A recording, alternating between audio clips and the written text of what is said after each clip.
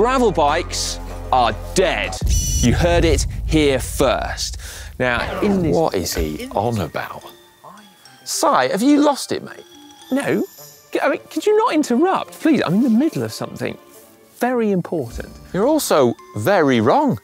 Gravel bikes have been the biggest selling category in cycling, and they have been for the last 5 years. Yeah, I mean, I know that, but it doesn't change things. Gravel bikes are dead. Long live the bike.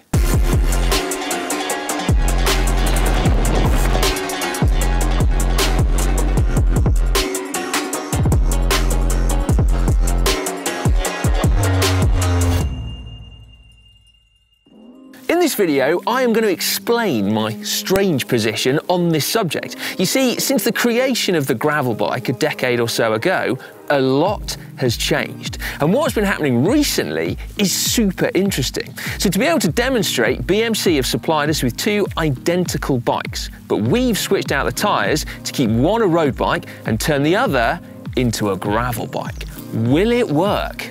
For the record, BMC don't actually believe that gravel bikes are dead. They have 2 gravel-specific models in their range, so I guess, well, you're on your own here, Si. For the moment, just you wait. I present to you Exhibit A, the BMC Road Machine. Now, this is a bike that's been in BMC's lineup since 2016, and when it was first launched, it was lauded as this perfect mix of racy road bike with DNA taken from their T-Machine, but also mile-munching endurance bike with DNA taken from their now-retired Gran Fondo. But the interesting bit, though, is that when this model was launched in early 2024, it's now also got an alter ego. The original ethos of the bike remains the same, but you can now fit 40mm wide tyres on. And remarkably, that original geometry that so inspired bike testers and sparked 100 imitations has remained largely unchanged. So potentially this bike can be both road bike and gravel bike. Whoa, whoa, whoa, Richardson, hold fire! Just because you can fit gravel tyres in this does not make it a gravel bike. Road bikes have evolved, and so have gravel bikes, but also what people are expecting of them. 40mm tyres are considered pretty conservative now. 45mm has sort of become the standard, but 50mm and beyond is going to become the new normal. And gravel bikes' geometry is changing away from road bikes, partly to accommodate those wider tyres, but also just to give better handling on rougher surfaces. And also, gravel bikes, well, gravel riders love bolts. This has only got 2 for a bento box up there, but, well, gravel riders love having bolts all over their bikes in the event that they might need to, you know, stick a kitchen sink to the fork blades, like Connor. Hence why this is not a gravel bike. I hear you. This is not a bike for racing unbound on, right? BMC have got one of those bikes, an aero gravel bike, nor is this a bike that you'd necessarily want to ride unsupported across the Namib Desert. I'm pretty sure BMC have got a bike for that as well. But the point is that most people don't actually do that type of riding. We might think that we do, but we don't. And so my point is that this actually is all the gravel bike that people need. Okay? Anyway, enough chat, right? Here we are with these 2 bikes, BMC Road Machine 011 models, top of the range, because we don't do things by halves here at GC. Yeah, I mean, if someone's going to lend you, like, their bike, they might as well lend you the best one that they've got. Exactly. Yeah. Well, we've come to our local cycling playground where there is amazing road riding and, crucially, actual gravel, as opposed to the usual that Si makes us ride in these videos, which is actually just mountain biking. Hey, listen, don't you get all like, oh, that's not proper gravel, man. Even if technically you might be right. Thanks. Well, we've got 2 identical frames here, but one is fitted with 30mm Pirelli road tyres and the other one has 40mm gravel tyres in. We're going to do 2 loops, and one is gravel, one is road, and then we're going to swap halfway the wheel sets over and then, well, compare what we feel. I'm genuinely intrigued by this. Yeah. What do you want to go first, road or gravel? You go road, I'll go gravel. Let's do it. All right. In its traditional setup, this is a road bike. It looks like a road bike and it feels like a road bike. And that's because it's, well, got all the features that you would associate with a road bike. So it's very light, it's just 7.2 kilograms without pedals. It's got the geometry that you'd associate that gives you that sort of agile handling and, well, just responsiveness out the saddle. It's also got some things that we associate with more modern road bikes, like improved compliance and, cool feature, hidden integrated storage in the down tube. So while Si can bang on about this being a gravel bike, it's not. It is, or at least it can be. I mean, yes, this has got road bike geometry, but what's honestly the difference between the two? So the chainstays on a road bike are a little bit shorter, makes the bike more agile when cornering, and crucially, it gives you that dancing on the pedal sensation when you get out of the saddle. On a gravel bike, meanwhile, maybe 5 to 10 millimeters longer, so not huge by any stretch. And the reason for that is so that you've got a bit more confidence when you're railing through loose, gravelly corners at 50k an hour. But I mean, honestly, how many people have got any kind of confidence to do that anyway? Then the front end on a road bike is also more responsive. But something really, really important happens when you change the tyres. And that is that larger tyres give you a greater pneumatic trail. Now, I will spare you the boring physics here, but in essence, it means that larger tyres sort of tame the handling. And so it's already more suited to off-road trails, just in the way it feels.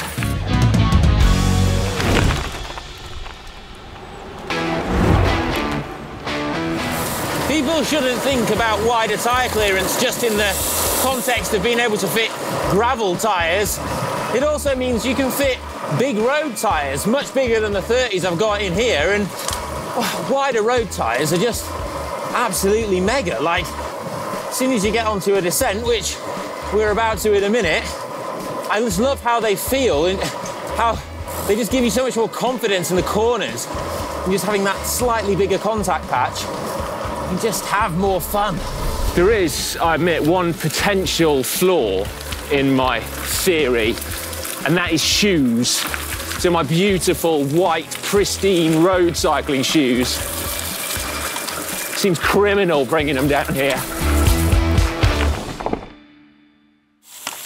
All right, mate. How was that? Yeah, good. Nice to see you've kept your new shoes all clean. These old things, yeah, it doesn't matter that. Right, like I said, I don't think I could win unbound. Yeah, I don't think you could. No, but as we've seen with the UCI Gravel World Champs, right, gravel means different things to different people and in different places, right? And actually, this bike would have been wicked for that race. So that UCI gravel race that wasn't a gravel race? Don't start. It was gravel, and even if it wasn't gravel, it was blooming good fun, and crucially, it's the kind of gravel that we've all got access to, and it's on our doorsteps, isn't it? Okay, so what you're saying is that the forest track bike path bike is dead. Idiot. She's got wheels. Mercy. Look, this is really important to me, right? Cycling is a beautifully simple sport, but yet, as cyclists, we do our damnedest to make it as complicated as possible. Not on purpose, of course, but I think the issue arises from the fact that when you really love something, you kind of want to absorb yourself in it, revel in the details and dive into the minutiae of it. And what that means is that hardcore cyclists have created a monster, and so any bike that can simplify things, even a touch, is cool by me. And I'm certainly not presenting this as a bike for the people. Like, this is a premium model, and therefore it's probably going to be ridden and enjoyed by someone that is massively into cycling. But there are a lot of models in the Road Machine range. In fact, there's a very cool looking 105 Di2 equipped bike that retails for 1/3 of the cost of this one. It wasn't until really quite recently that anyone thought that road bikes would even need really wide tyres. But we very quickly learned that there's actually no disadvantage to it. I mean, wider tyres are not slower / can often be faster. And so actually, manufacturers are now engineering 40mm tyre clearance into their road bikes.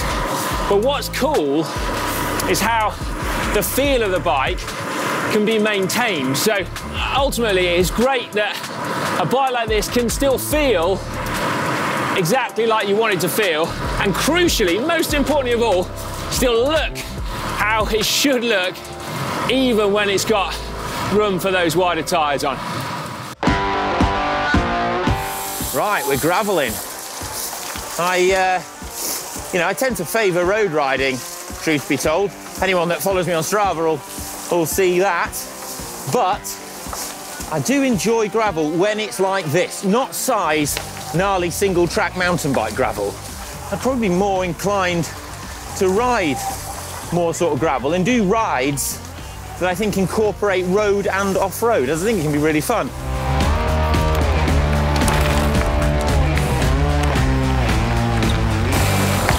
I mean, we're back on the road, but I don't feel compromised. Now, these tyres, they feel fantastic, actually. And I think I'd probably, on a bike like this, want to ride wider tyres probably most of the time. When it comes to riding off-road, for me, it's not about being competitive. I get quite competitive on the road, but I lack the technical skill to ever be competitive off-road. And so it's just about enjoyment and exploration and freedom, which is good, because I mean, that's what it is for most people. And yeah, that considered, I think wider tyres are just always the way to go. They feel great as well. Do a skid, do a skid, do a skid. Oh, look at that. Yes, mate. God, it's almost as good as one of yours. So, come on, tell me straight. Are gravel bikes dead? No, clearly not. All right, why not? Well, right, so when I ride on gravel, I feel completely different to when I ride on the road. Okay. Like, I like being competitive on the road, even if that's sort of just with myself. I just feel it brings out my competitive streak. Whereas on gravel, it's abundantly clear to me that I don't have the technical skill that, say, like you or Alex has to ever be competitive off-road. So that just goes out the window in my brain, and for me, it's just all about like exploration and fun and adventure and just getting there. And so the kind of gravel that I would also ride, because I don't have that skill, is pretty tame. At which point, something like this is perfectly adequate for me. I'm not bothered about winning Unbound. I just want to, ride in a beautiful place.